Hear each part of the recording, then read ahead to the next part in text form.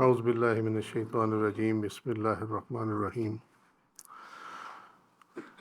لا الہ الا اللہ وحدہ لا شریک لہ احد الصمد لم یلد ولم یولد ولم یکن لہ کفوا احد اللہم صلی علی سیدنا محمد وعلی آل سیدنا محمد وبارک وسلم وصلی علی جمیع الانبیاء والمرسلین۔ السلام علیکم ورحمۃ اللہ وبرکاتہ۔ سورۃ النساء آیت نمبر 171۔ ہم نے کل تعویلات صوفیہ شروع کی تھی اس کی، اور یہاں تک ہم اس میں آ گئے تھے۔ اللہ سبحانہ وتعالیٰ نے فرمایا یا اہل الکتاب لا تغلوا فی دینکم ولا تقولوا علی اللہ الا الحق۔ یہ اس لیے فرمایا اللہ تعالیٰ نے تعویلات کے مطابق کہ غلو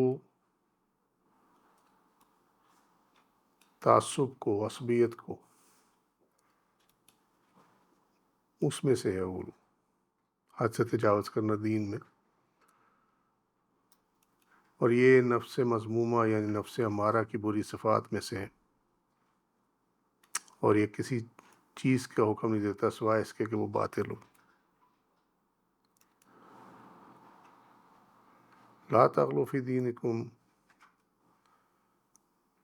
یعنی دین کے معاملات میں اپنے نفس کے حکم کے تحت بات نہ کرو، کیونکہ یہ تمہیں حق بات کرنے کا حکم نہیں دیتا۔ اس کا معنی کیا ہے؟ اس کا معنی یہ ہے ہم جو مفتی بنے ہوتے ہیں نا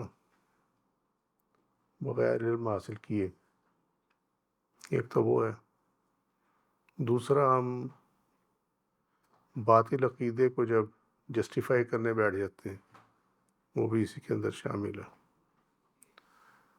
تو یہ دراصل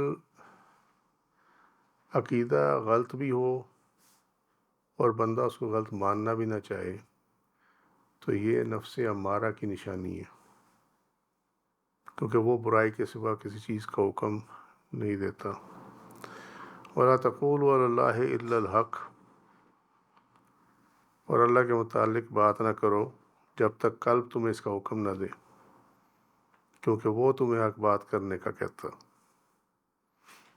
اس کی وجہ کیا ہے کہ انسان کا قلب اللہ تعالیٰ کی دو انگلیوں کے درمیان ہے، لہذا وہ حق کے سوا کسی اور چیز کا حکم نہیں دیتا۔ یہ حدیث شریف ہے اگر یاد ہو کہ اللہ تعالیٰ جب چاہے جیسے چاہے انسانوں کے دلوں کو موڑ دے، مقلب القلوب ہے۔ تو یہ حدیث شریف ہے ایکچولی۔ انما المسیح عیسی ابن مریم رسول اللہ، یعنی حضرت عیسیٰ علیہ السلام ابن اللہ نہیں ہیں، اور یہی حق بات ہے، کیونکہ اس کا جو دوسری دلیل ہے وہ یہ ہے، ویسے تو ہے ہی ہے لیکن اگر اس کو کلیئرلی دیکھنا تو حضرت عیسیٰ علیہ السلام نے بھی یہی فرمایا انی عبداللہ، سورہ مریم 18واں سورہ 30ویں آیت، بے شک میں اللہ کا بندہ ہوں، اللہ کا بیٹا نہیں، اللہ کا بندہ ہوں۔ وَكَلِمَاتُهُ أَلْقَاهَا إِلَى مَرْيَمَ وَرُوحٌ مِّنْهُ، اس میں اشارہ ہے کہ حضرت عیسیٰ علیہ السلام باپ کے واسطے کی بجائے اللہ کے کلمے سے تخلیق ہوئے۔ کن فیکون، سورہ آل عمران 3 سورہ 59ویں آیت، ہو جا پس وہ ہو گیا۔ ہم نے کل دیکھا تھا کہ ابو منصور ماتریدی رحمۃ اللہ علیہ نے یہ لکھا کہ ہمیں اس کلمے کا نہیں پتہ کہ جو کہا گیا اور حضرت عیسیٰ علیہ السلام جو تخلیق ہو گئے، کیونکہ اگر وہ کن ہوتا تو پھر کن تو تمام مخلوق کے لیے اللہ تعالیٰ نے فرمایا، اور اس کی فردر ڈیریویشن یہ ہے جو حضرت ابن العربی رحمۃ اللہ علیہ نے فرمائی کہ اس کن میں سے جو کاف ہے، کن میں دو لیٹرز ہیں نا، کاف اور نون، اس میں جو کاف ہے وہ ان کے لیے ہے جو کہ نیک تھے، نیک ہوں گے، نیک مخلوق کے لیے کن میں سے کاف، اور نون جو ہے وہ انکار کرنے والوں کے لیے۔ تو اس میں دو گروپس بنے، ایک نیکوں کا اور دوسرا جو ہے وہ بدکاروں کا، اور انہی میں منافق بھی شامل ہے۔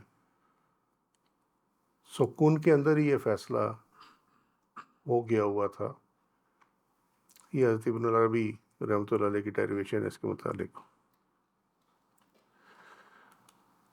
یہ کہتے ہیں کیونکہ یہ سورہ آل عمران میں جہاں حضرت عیسیٰ علیہ السلام کا ذکر آیا ہوا نا، وہیں پہ کہ جب ہم نے ان کو آدم کی طرح تخلیق کیا، سورہ آل عمران میں جہاں اس کے آگے یہ آیت ہے کن فیکون۔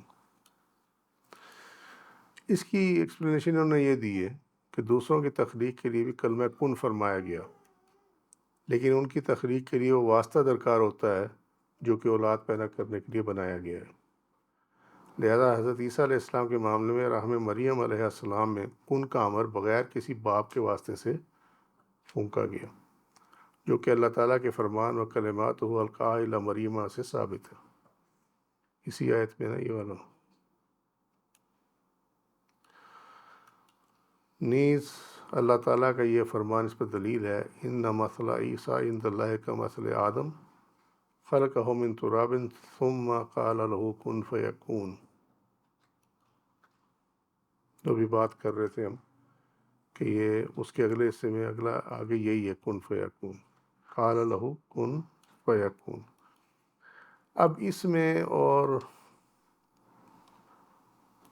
ابو منصور ماتریدی کی جو ایکسپلینیشن ہے اس میں فرق کیا ہے؟ یہاں اس آیت میں بھی ہے جیسے فرمایا گیا قال له کن فیکون،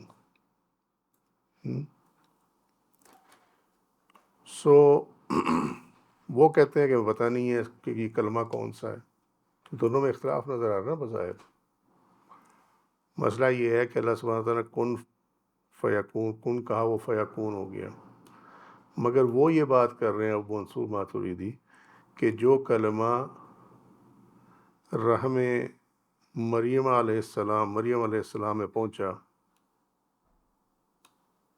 وہ کلمہ کون سا تھا؟ کن تو فرما دیا گیا نا۔ اب ذرا اس بات کو سمجھنے کی کوشش کرو، یہی بات یہاں لکھی ہوئی ہے، کن کہا تو سب کے لیے گیا، ٹھیک ہے، لیکن اس کن میں اگر مثلا کوئی انسان کی اولاد ہے تو کن میں باپ کا اور ماں کا واسطہ جو ہے وہ چاہیے کن کے بعد بھی، ٹھیک ہوگی بات۔ اسی طریقے سے ابو منصور ماتریدی کی کہتے ہیں کہ جب کن کہا گیا اس کے بعد جو ہے وہ جو باپ کا واسطہ تو تھا نہیں، تو پھر وہ واسطہ کون سا تھا؟ وہ کلمہ تھا جس کا ہمیں معلوم نہیں ہے۔ تو انہوں نے اوورال بات کی ہے، انہوں نے ڈاؤن دی اسٹریم بات کی ہے، کہ اینڈ تک انہوں نے بات کی ہے۔ اب سمجھ میں آئی بات ہے؟ یعنی ایک ہے کلمہ کن، وہ ساروں کے لیے کہا گیا، انسان کے لیے ماں اور باپ کی ضرورت ہے، ٹھیک ہے۔ اب یہ کن تو سب کے لیے کہہ دیا گیا نا، یہ تو ختم ہو گئی بات۔ لیکن اب آ جائے یہاں پہ ماں اور باپ میں، ماں تو ہے باپ نہیں ہے، لہٰذا وہ واسطہ کہ کن کہنے کے بعد جس واسطے کی ضرورت انسان کی تخلیق کے لیے ہے، اس میں سے ایک مس ہے، اس باپ کی جگہ پہ وہ کلمہ آ گیا اس کلمے میں۔ وہ کلمہ کون سا تھا؟ ابو منصور ماتریدی کہتے ہیں وہ ہمیں نہیں معلوم۔ کلیئر ہوگی بات؟ یہ اس میں یہ کمپیٹیبلٹی ہے اس کی۔ یعنی تخلیق کے اعتبار سے حضرت آدم علیہ السلام اور حضرت عیسیٰ علیہ السلام ایک جیسے ہی ہیں کہ انہیں مٹی سے بنایا گیا اور ان کی ارواح کو ان کے قلوب میں داخل کرنے کے لیے کلمہ کن فرمایا گیا، لہٰذا باپ کے واسطے کی ضرورت ہی نہ رہی۔ وروح منہ، دوسروں پر حضرت عیسیٰ علیہ السلام کی روح کو یہ فضیلت حاصل ہے کہ اسے کسی واسطے کے بغیر داخل کیا گیا، باپ نہیں ہے، اور چونکہ اسے اللہ تعالیٰ کے امر کے ساتھ داخل کیا گیا اس لیے اس کو وہ روح منہ کہا گیا، جیسا کہ اللہ تعالیٰ نے فرمایا قل الروح من امر ربی، سورہ الاسراء آیت نمبر 85، 17واں سورہ، کہہ دیجیے روح اللہ کا امر ہے۔ اس میں تو کوئی مشکل چیز نہیں ہے۔ جس طرح مردہ جسم کو زندہ کرنا روح کی شان ہے جب وہ اسے پھونک دی جائے، اسی طرح یہ حضرت عیسیٰ علیہ السلام کی شان ہے کہ وہ اللہ کے حکم سے مردہ کو زندہ کرتے اور پیدائشی نابینا اور کوڑ کے مریضوں کو مرض سے نجات دیتے۔ یہ تو معجزہ ہے نا جو اللہ نے دیا تھا ان کو، اس میں بھی کوئی مشکل نہیں ہے۔ اور اسی طرح وہ مٹی کے پرندے بنا کر ان میں پھونک مارتے تو وہ اللہ کے حکم سے زندہ ہو کر اڑ جاتے۔ اب آگے مشکل چیز آ رہی ہے، بس جان لو کہ یہ روحانی استعداد ہے جو کہ کلمۃ اللہ کی وجہ سے انسان کی جبلت میں مرکوز ہے، جس کو اللہ تعالیٰ کے حکم سے تخلیق کیا گیا۔ پریشان نہیں ہونا، سمجھاتے ہیں الحمدللہ۔ اللہ تعالیٰ نے حضرت عیسیٰ علیہ السلام کی اس استعداد کو یوں ظاہر کیا کہ آپ کو اسے اپنے اندر ڈھونڈنے اور وہاں سے باہر نکالنے کے لیے کوئی تکلیف نہ اٹھانا پڑی۔ یہاں رک جاتے ہیں۔ یہ جو اوپر بیان کیا گیا نا، مردہ کو زندہ کرنا،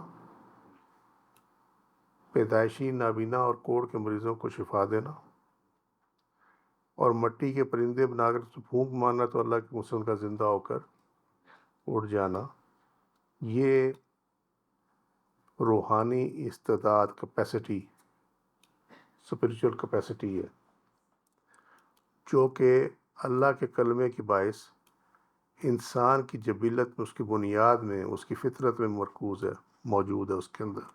ٹھیک ہے، ہاں، روحانی جس کے اندر روح ہے اس کے اندر استعداد ہے۔ ٹھیک ہے، اور اس کا جواب آگے آ رہا ہے، وہ اگلا جواب وہ یہی ہے، جس کو اللہ کے حکم سے تخلیق کیا گیا۔ ٹھیک ہے، اللہ تعالیٰ نے حضرت عیسیٰ علیہ السلام کی اس کیپیسٹی کو یوں ظاہر کیا کہ آپ کو اسے اپنے اندر ڈھونڈنے اور وہاں سے باہر نکالنے کے لیے کوئی تکلیف نہ اٹھانا پڑے۔ یہ ہے وہ پوزیشن، یہ کیپیسٹی تو اللہ تعالیٰ نے دی ہوئی ہے، مگر مسئلہ یہ ہے کہ اسے آپ کو تلاش کرنا پڑے گا اور اندر سے اس کو باہر نکالنا پڑے گا۔ نکالنے کے جو مراحل ہیں۔ ہاں، تو حضرت عیسیٰ علیہ السلام کے معاملے میں یہ ہوا کہ اللہ تعالیٰ نے آپ کو وہ اس پرابلم میں نہیں ڈالا، کہ جو اس پروسیس میں نہیں ڈالا، بلکہ اللہ تعالیٰ کے حکم سے یہ آلریڈی موجود تھی اور اس کو ڈھونڈنا نہیں پڑا حضرت عیسیٰ علیہ السلام کو اپنے اندر۔ وہ جو سنا ہوگا نا تم نے کہ اپنے اندر تلاش کرو، وہ یہی ہے۔ مجاہدہ نہیں کرنا پڑا، ہم؟ مجاہدہ نہیں کرنا پڑا۔ ہاں، مجاہدہ نہیں کرنا پڑا ان کو۔ اسی پہ تو ساری کہانی چلتی ہے۔ یہ جو فکرہ سلیکٹڈ ہے، اس کو ذرا غور سے پڑھ، کہ جب رائے سلوک شروع ہوتی ہے تو یہ ایکچولی اندر کا سفر ہوتا، باہر کا سفر نہیں ہوتا۔ پھر جو وہ کہہ دیتے ہیں وہ ہوتا ہے۔ ہاں، جب وہ کیپیسٹی مل جائے جو اندر موجود تھی، وہ پردے اس پہ سے ہٹ جائیں، تو پھر وہ کن فیکون والا معاملہ ہوتا۔ ٹھیک ہے، حکم اللہ کا ہوتا، مرضی جو ہے وہ بندے کی ہوتی، یہ ہوتا ہے اس کے۔ لیکن وہ جو کلمہ ہے وہ کن والا ہی وہاں پہ ہوتا۔ سمجھے بات؟ نہیں سمجھ میں؟ جس کو لکھیں وہ سب اللہ کے حکم سے زندہ ہو کر اڑ جاتے ہیں۔ حکم اللہ کا، حکم اللہ کا، ان الحکم الا للہ، اللہ کے سوا کسی کا حکم نہیں۔ سمجھے؟ حکم اللہ کا ہوتا ہے، اور وہ حکم کیا ہے؟ وہی جو تم نے حدیث میں پڑھا ہو، میں اس کا ہاتھ بن جاتا ہوں، اس کی زبان بن جاتا ہوں۔ ٹھیک ہے، یہ وہی ہے کہ پھر جو اس نے کہا وہ میرا حکم ہے، بات ختم ہو گئی، آپ اس کو ایسے لے لیں، حکم اللہ کا۔ اس کی وجہ یہ ہے کہ آپ علیہ السلام کی روح آبا کی پشتر و امہات کے ارحام میں متحرک نہ تھی جیسا کہ ہماری ارواح تھی۔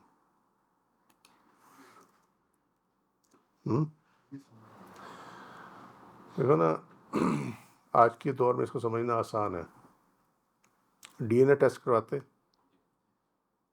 ٹھیک ہے، آپ اس کو یہ سمجھ لیں کہ وہ جو ڈی این اے تھا نا، وہ چونکہ باپ تو تھا نہیں، لہٰذا وہ جو ڈی این اے آ رہا تھا دوسروں کے معاملے میں تو باپ سے پشت در پشت، اس کا باپ، اس کا باپ، اس کا باپ، ان کا تو باپ ہی کوئی نہیں تھا، تو لہٰذا وہ چیز جو ہے وہ پشتوں سے ہوتی ہوئی نہیں آئی. باپ نہیں تھا اس لیے کیونکہ نطفہ تو باپ کے پاس ہوتا ہے نا.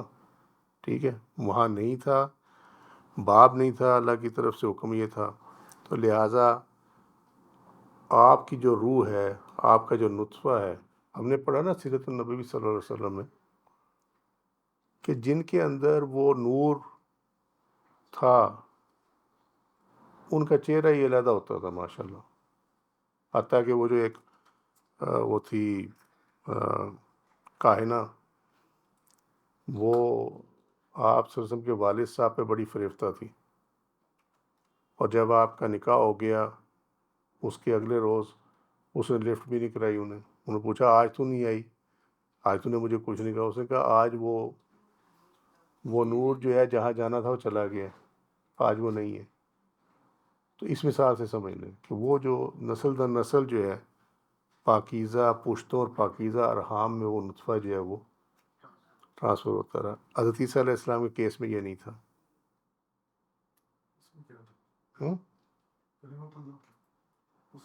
وہی بات آ گئی نا جو ہم آپ پیچھے پڑھ رہے تھے کہ وہ تو تخلیق ہے, کلمہ سے تخلیق ہوئے, اس میں نطفے کی ضرورت نہیں تھی. ایسے تمام انسان جب یوم علد پہ حضرت آدم کی پشت میں موجود تھے تو کیا یہ روح بھی وہاں پر ان کی پشت میں موجود تھی؟ آف کورس روحیں تو ساری اس ٹائم تخلیق کی گئی. مسئلہ یہ ہے کہ ان کا جو جوہر ہے, جو ان کا بنیادی مٹیریل ہے جس کو ہم نطفہ کہتے ہیں, وہ ان کا جو ہے وہ ان میں پشتوں میں نہیں گیا, بلکہ وہ یہ تخلیقی علیحدہ یہ ہوا. اور مشکل تو نہیں ہے اس کے اندر.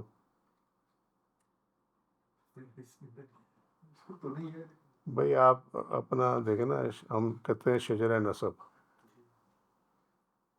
میں, میرا باپ, میرے باپ کا باپ, ان کے باپ کا باپ, ان کے باپ کا باپ. تو ایکچولی یہ کیا ہے, یہ ایکچولی یہ ہے کہ آج میں بنا بیٹھا ہوں, میرا ایکچولی بننا جو ہے وہ میرے آباء و اجداد سے شروع ہوا, آبا سے شروع ہوا. ٹھیک, اور جو روز محشر تک اگر نسل آنی ہے تو وہی پروسیس ہے, ایک ہی پروسیس ہے جو چلتا آ رہا. ٹھیک ہے, ان کے معاملے میں وہ پروسیس نہیں ہے, بس وہ مسنگ لنک ہے. وہ مسنگ جو ہے وہ اس کی جگہ پہ کلمت اللہ ہے. ٹھیک ہے,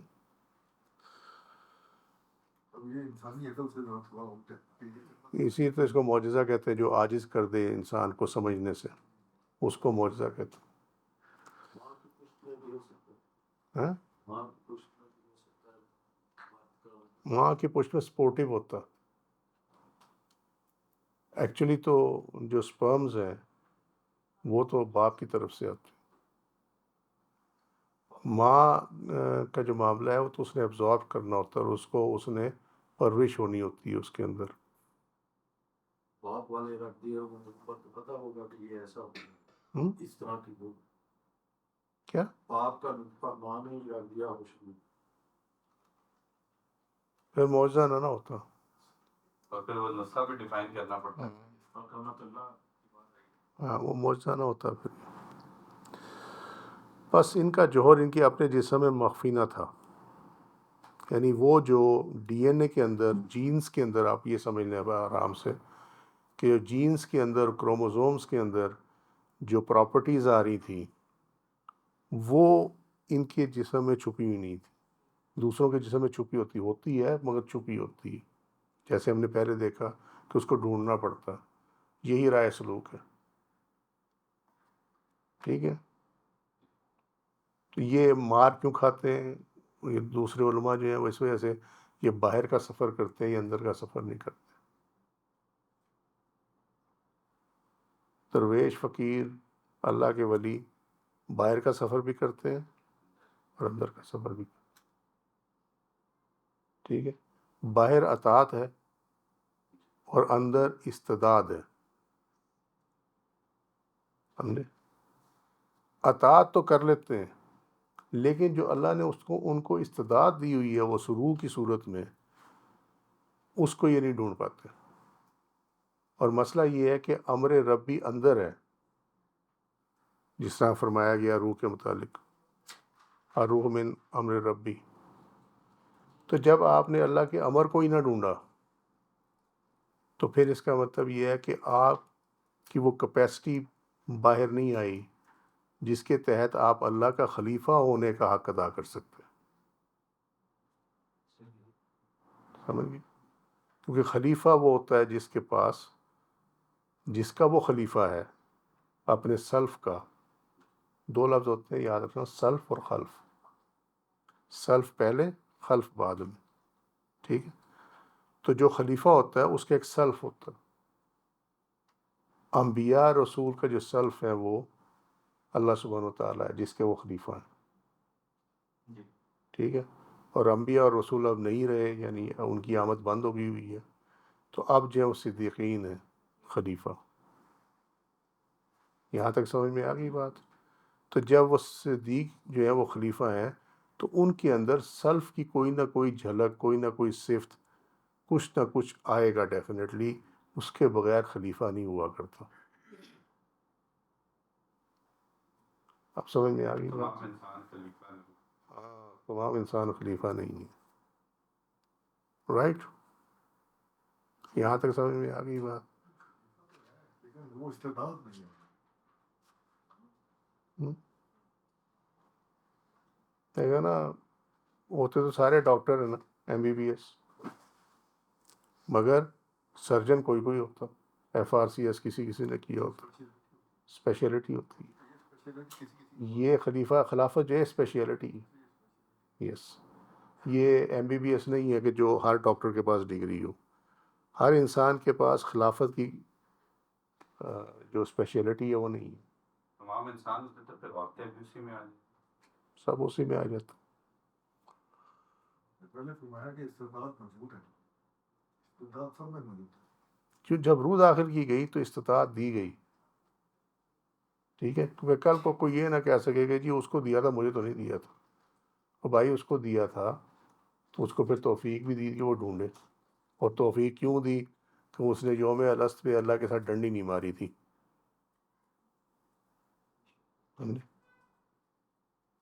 تو وہ بھی ایکچولی اللہ تعالیٰ نے فیصلہ اس کے عمل کے مطابق کیا، اس شخص کے عمل کے مطابق کیا جس نے اللہ تعالیٰ کے ساتھ اس دن بے ایمانی کی. وہ نون کی تخلیق میں آ گئے تھے. ٹھیک ہے؟ کیونکہ اللہ کو معلوم تھا کس نے کرنی ہے کس نے نہیں کرنی.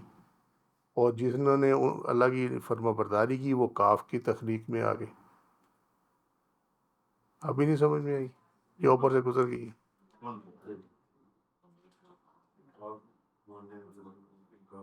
ہاں عام تھا نور، لیکن کسی نے دیا کسی نے نہ دیا. ہاں، یہ اپنی مستی ہے. کسی کے زیادہ پڑا، کسی کے کم پڑا. اور وہ اللہ عدل کرنے والا. ٹھیک ہے؟ جس نے اس دن بے ایمانی کی اس کو نور نہیں ملا، جس نے اللہ کی فرما برداری کی اس کو نور ملا. اور وہ بھی اس طرح ملا کہ اس کی لیول جو تھا فرما برداری کا وہ کیا تھا اس کے مطابق ملا. ٹھیک ہے؟ مگر روح تو سب میں ہے. تو اس کا مطلب ہے کہ امر ربی تو سب میں موجود ہے، سب انسانوں میں موجود ہے. تو جہاں روح آئے گی وہاں کیپیسٹی بھی آئے گی. اب اس کیپیسٹی کو باہر نکالنا جائے، کیونکہ جب تک وہ آپ دیکھیں نا گھی ایک ڈبے میں بند ہو، کنستر میں بند ہے، گھی موجود تو ہے لیکن جب تک آپ ڈبے کو کاٹ کے اس کو نکال لیں گے نہیں تب تک اس کی یوٹیلائزیشن نہیں ہونے لگی. ٹھیک ہے؟ تب تک آپ اس کو استعمال نہیں کر سکیں گے. تو یہی معاملہ ہے کہ وہ بند ہے، جب تک وہاں سے نکلے گی نہیں تب تک آپ اس کو یوٹیلائز نہیں کر سکیں گے. اور یہی مرشد کرتا کہ وہ جو بند ڈبہ ہے نا اس کو وہ اللہ کے حکم سے کھولتا.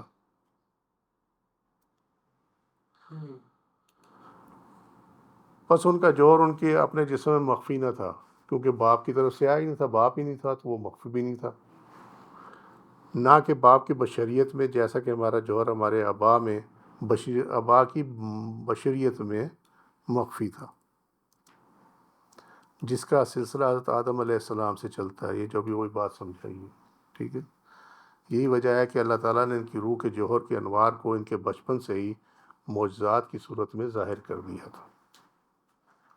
جہاں تک ہمارا تعلق ہے تو ہم اپنے اندر سے اس روحانی جوہر کو نکالنے کے لیے محتاج ہیں اپنی صفات بشریہ کی،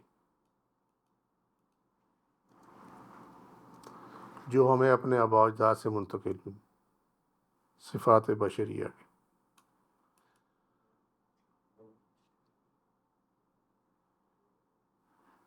اور ان صفات بشریہ کو امر و نہی کے تابع کرنے کی بھی ہم محتاج ہیں، جن کی تعلیم ہمیں حضور نبی اکرم صلی اللہ علیہ وسلم نے دی۔ ٹھیک ہے،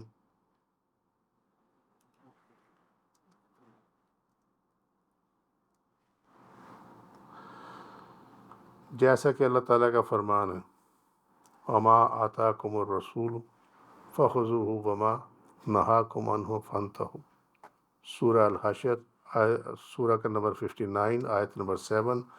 اور جو تمہیں رسول دیں وہ لے لو، جس سے منع کریں اس سے باز آ جاؤ۔ ٹھیک ہے،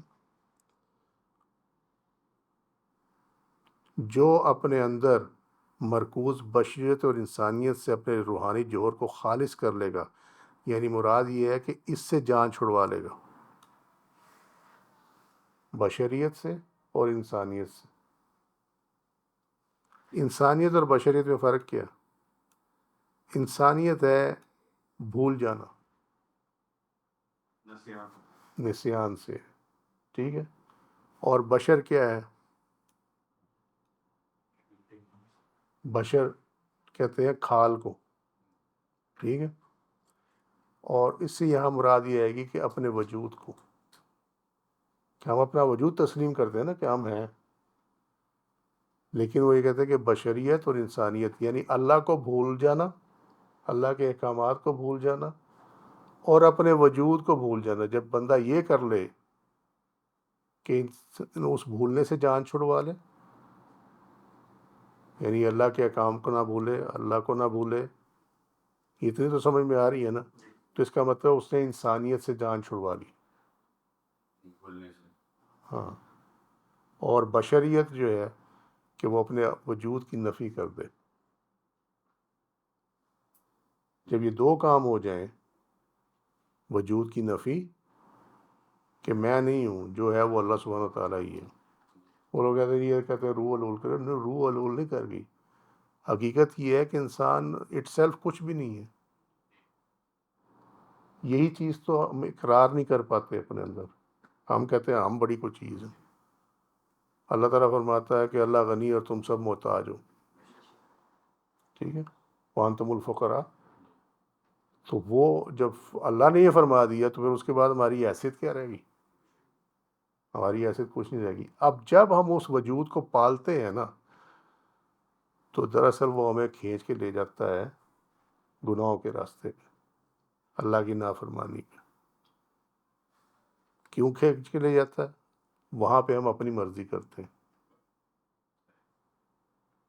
ٹھیک ہے، ہم اللہ کی مرضی کو نہیں دیکھتے، ہم اپنی مرضی کرتے ہیں۔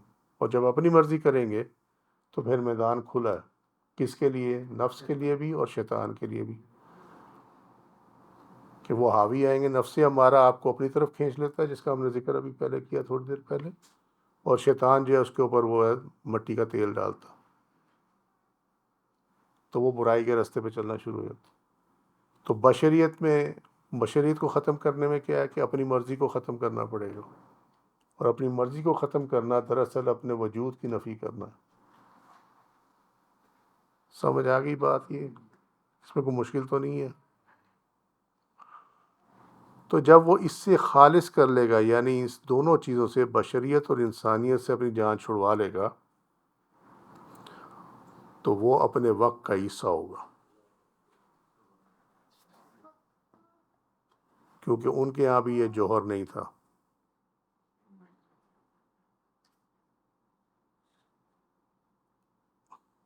یہ سمجھے؟ یعنی وہ جوہر ہی نہیں تھا کہ جو ان کو کھینچ کے لے کے جاتا دوسرے راستے پہ۔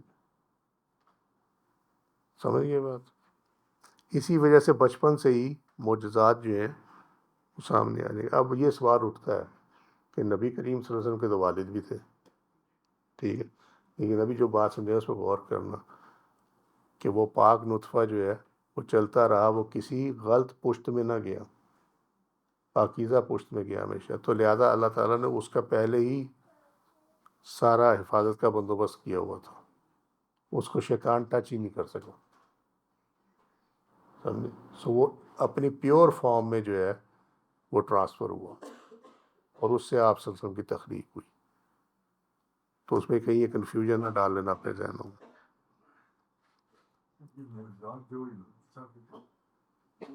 یہ ہاں ٹرانسفر ہوا، آپ نے تو کچھ ان کو تو پھر کچھ کہنا پڑا نا، تو آپ صلی اللہ علیہ وسلم کو تو کچھ فرمانا ہی نہیں پڑا. اگر آپ دیکھیں وہ 1000 سال جو آگ جلتی رہی زرتشت کی ایران میں، وہ اللہ کے اسے خود ہی بجھ گئی تھی، بت گر گئے، پتہ نہیں کیا ہو گیا سارا کچھ. آپ کو تو کہنا نہیں پڑا کچھ بھی، حدیثہ علیہ السلام کو تو پھر بھی کچھ کہنا پڑا. تو پھر یہ اوپر کی چیز ہوئی کہ کہا بھی نہ جائے اور ہو بھی جائے.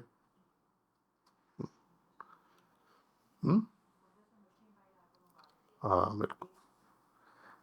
پھر دوسری بات یہ ہے اس کے اندر کہ نبی کریم صلی اللہ علیہ وسلم کا اسٹیٹس ہے رحمت للعالمین کا، سب نے پڑھا ہوا یہ.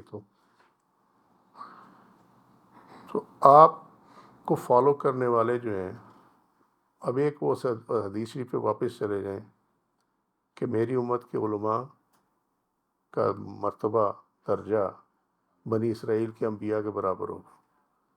یہ مولوی سارے بڑے خوش ہوتے ہیں، جس کے ساتھ مولانا لگاؤ، جس کے ساتھ علامہ لگاؤ، سارے خوش ہوتے ہیں بڑے.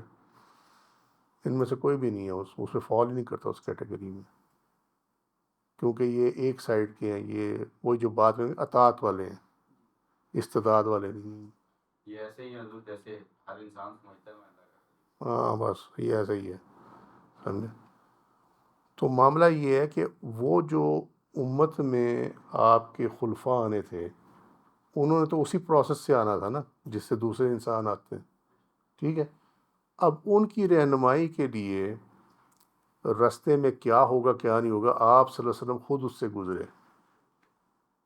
مشکلات، پریشانی ہے، جھٹلائے گئے، جادوگری کا فتویٰ لگا، سب کچھ ہوا. ہم نے کیا تھا کہ جب تم میرے راستے پہ آؤ گے نا، اور جب اس روحانی استعداد کو تم باہر نکالنے کی کرو گے، تو تمہیں ان مسائل کا سامنا ہوگا. تو اس ٹائم میری سنت کو مضبوطی سے پکڑ لینا. جس طرح میں نے صبر کیا، جس طرح میں نے معاملات کو دیکھا حکمت کے ساتھ، اسی طریقے سے تم بھی چلنا. یہ اس کا پیٹرن ہے. ٹھیک ہے. اس وجہ سے ان کو یہ محنت کرنی پڑی. ایکچولی وہ ہمارے لیے محنت کر گئے، کہنا یہ چاہیے. ہاں، ایگزامپل بھی سیٹ کر گئے اور محنت بھی کر گئے. So coming back to it, جو اپنے اندر مرکوز بشریت اور انسانیت سے اپنے روحانی جوہر کو خالص کر لے گا، یعنی ہی ول گیٹ ریڈ آف بشریت اینڈ انسانیت. ٹھیک ہے. وہ اپنے وقت کا حصہ ہوگا. لہذا اللہ تعالیٰ اس کے سانس سے مردہ دلوں کو زندہ کرے گا. اسی لیے فرمایا گیا کہ ان کی سنگت اختیار کرو جو صبح و شام اپنے رب کو یاد کر. سورہ الکہف آیت نمبر 28. ٹھیک ہے. سو صحبت میں یہ مسئلہ ہوتا ہے. صحبت کے بغیر جو ہوتے ہیں ان کا پرابلم اس کے اپوزٹ ہوتا ہے. تو اس کی سانس، یعنی جہاں وہ بیٹھا ہوا ہے نا، اس فضا میں سانس لینا جو ہے، اللہ تعالیٰ اس کے ذریعے مردہ دلوں کو زندہ کر دیتے ہیں. ٹھیک ہے. بہرے کانوں کو کھول دے گا، نابینا آنکھوں کو بینائی دے گا. یعنی وہ دیکھتا 2 آنکھوں سے، لیکن اس کے پاس روحانی بصارت نہیں ہے. تو لہٰذا اللہ تعالیٰ اس کو روحانی بصارت بھی عطا فرمائے گا. لہٰذا وہ اپنی قوم میں ایسے ہوگا جیسے نبی اپنی امت میں ہوتا. بس سمجھ لو. ہم نے یہ ہے وہ سٹیٹس جس کے بارے میں آپ سے فرمایا میری امت کی علماء کا رتبہ جو ہے بنی اسرائیل کے انبیاء کے برابر ہوگا. وہ علماء وہ ہیں جن کو آپ کہہ لیں کہ فقراء. آپ اس کی جو تقدیر ہے کلام کی وہ یہ ہے کہ میری امت کے فقراء کا رتبہ بنی اسرائیل کے انبیاء کے برابر ہوگا. آپ سمجھیں. لہذا اچھی طرح سمجھ لو، فاہم جیدن۔ پھر اللہ تعالیٰ نے فرمایا فآمنوا باللہ ورسلہ ولا تقولوا ثلاثۃ انتہوا خیر لکم، یعنی اگر تم حقیقی توحید کا ارادہ کرو تو اللہ تعالیٰ پر ایمان لاؤ جس نے تمہیں تخلیق کیا، یہ تو آسان ہے، اور تمہاری بشریت کے معدن میں تمہارے روحانی جوہر کو رکھا۔ معدنیات تو لفظ سنا نا، اس کو کیوں کہتے ہیں؟ کیونکہ وہ پہاڑ کے اندر ہوتی ہے، چھپا ہوا ہوتا ہے۔ تو تمہارے معدن کے اندر، یعنی تمہارے اندر جو ہے ڈیپ ڈاؤن، تمہارے روحانی جوہر کو رکھا، اور جس نے تمہاری روحانیت کو اپنی وحدانیت کا جوہر بنایا۔ یہ مشکل چیز نہیں ہے، الفاظ تمہیں مشکل لگ رہے ہوں گے۔ بات یہ ہے کہ جب یہ پردے سارے اٹھتے ہیں اور وہ جو کنستر کھلتا ہے جس کی ہم نے مثال دی تھی، تو اندر سے جو چیز نکلتی ہے وہ صرف وہی نکلتی ہے جو تھوڑی دیر پہلے ہم نے ذکر کیا کہ میں نہیں ہوں تو وہی ہے۔ تو وہاں پہ وحدانیت جو ہے وہ ایکچولی تمہاری روحانیت کو اپنی وحدانیت کا جوہر بنایا، کہ جب پردہ اٹھ گیا تو سمجھ میں آتی ہے کہ میں تو ہوں ہی نہیں، میرا تو کوئی وجود ہی نہیں ہے۔ پھر وہاں آواز نکلتی ہے انا لاک، اور جب انا لاک کی آواز نکلتی ہے تو پھر گردن اڑائی جاتی ہے، سمجھے؟ لہٰذا اس کے نور سے، اس کے نور وحدانیت تم سے تقاضا کرتا ہے کہ ولا تقولوا ثلاثۃ، تم یہ نہ کہو کہ وہ تین میں سے ایک ہے، یعنی تمہارے نفوس اور رسول اور اللہ تعالیٰ، یہ نہ کہو۔ ابھی اس کا معنی کیا ہے؟ انتہوا خیر لکم، تو اگر تم اللہ واحد کو تین میں دیکھنا چھوڑ دو تو تم پر حقیقت کھلے گی کیا؟ انما اللہ الہ واحد سبحانہ ان یکون لہ ولد، یعنی ہر شے اس کی وحدانیت سے جنم لیتی ہے، سمجھے؟ اس کا معنی کیا ہوا؟ اس کا معنی یہ ہوا کہ کسی کا وجود حقیقی نہیں ہے سوائے اللہ تعالیٰ کے، سمجھے؟ اور اس لیے کہا گیا کہ یہ نہ کہو کہ تین میں سے ایک ہے، بلکہ وہ ایک ہی ہے، سمجھ گئے بات؟ اسی کی وحدانیت سے ہر شے جنم لیتی ہے۔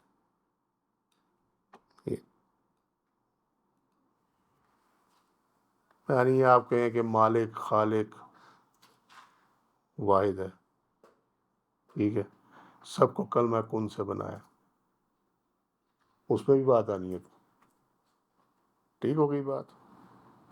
سو ہر شے نے اس کی وحدانیت سے جنم لیا، اسی کو مسئلہ وحدت الوجود کہتے ہیں۔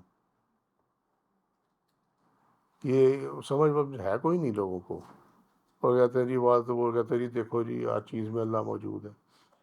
بابا اس کی وحدانیت سے جنم لیا، وہ ہر کسی میں اپنے امر کے ذریعے موجود ہے، اپنی ذات کے ذریعے موجود نہیں ہے، اللہ کا واسطہ، سمجھے؟ سو وحدت الوجود یہ ہے کہ وہ اپنے امر سے ہر شے میں موجود ہے، اپنی ذات سے نہیں ہے، اس کا امر ہے ہر چیز کے اندر، اور اس کی وحدانیت سے ہر چیز جو ہے وہ جنم لیتی ہے۔ یہاں ذات کو گھسائی پھرتے ہیں، معاذ اللہ، استغفر اللہ۔ پھر وہ نجس جانوروں کی مثال دیتے ہیں، وہ جی کہتے ہیں دیکھو جی وہ نجس ہے، اس میں کہتے ہیں کہ اس طرح موجود ہے۔ اور بابا وہ نجس کو بنانے والا کون ہے؟ وہ چلتا کس کے حکم سے ہے؟ وہ دیکھتا کس کے حکم سے؟ وہ زندہ کس کے حکم سے ہے؟ ٹھیک ہے، تو اللہ ہی کا ہوا نا، یا نہیں؟ اور بھائی بچہ کسی کے بھی پیدا ہو تو وہ اس ٹائم کو شراب پیتا تو پیدا نہیں ہوتا، وہ تو بعد میں دنیا میں آ کے اپنے افعال اس کے ایسے ہو جاتے ہیں کہ جو گناہ گاروں میں وہ شامل ہو جائے یا کافروں میں شامل ہو جائے، ماں باپ کی پٹی پہ چلتا ہوا، تو بذات خود تو وہ نہیں ہوتا، سمجھے یا نہیں سمجھے؟ بس یہی بات ہے۔ لہو ما فی السماوات و ما فی الارض، ایجاد اور اقتدار کے اعتبار سے سب کچھ اسی کی ملکیت ہے، اسی نے ظاہر کیا جو ظاہر ہوا، اور اسی کا حکم تھا جو صادر کیا گیا۔ کسی شے کا حقیقی وجود نہیں مگر صرف اللہ تعالیٰ کا وجود حقیقی ہے، جو قائم و دائم ہے، اول و آخر ہے، ظاہر و باطن ہے، جیسا کہ اللہ تعالیٰ نے فرمایا کل شین حالک الا وجہہ، سورہ القصص 28واں سورہ 88ویں آیت، ہر شے فانی ہے سوائے اللہ تعالیٰ کی ذات کی. ٹھیک ہے، جس نے فنا ہونا اس کے وجود کی حقیقت نہیں ہوا کرتی. جس نے رہنا ہے ہمیشہ سے ہے، جو رہے گا، جو ہے اور ہمیشہ رہے گا، وہی دراصل حقیقی وجود ہے، اور وہ اللہ تعالیٰ کی ذات ہے. ٹھیک ہے، وہ کفا باللہ وکیلا، اور وہ کارساز ہے ہر فانی شے کا، ہر فانی شے کا. یہ کل کہا تھا، یہ بڑی مزیدار ہے اس کی یہ جو تعبیر ہے اس کی، سمجھے؟ تو اللہ تعالیٰ رحمت فرمائے انشاءاللہ تعالیٰ. امید ہے اگلے ویک میں ہم اس کو سورۃ النساء کو مکمل کر لیں گے. ٹھیک ہے، آج کے لیے اتنے ہی. وما علینا الا البلاغ واللہ ورسولہ اعلم بالصواب. سبحانک اللہم وبحمدک، اشہد ان لا الہ الا انت، استغفرک واتوب الیک. عملت سوءا وظلمت نفسی فاغفر لی فانہ لا یغفر الذنوب الا انت. سبحان ربک رب العزۃ عما یصفون وسلام علی المرسلین والحمد للہ رب العالمین. السلام علیکم ورحمۃ اللہ وبرکاتہ.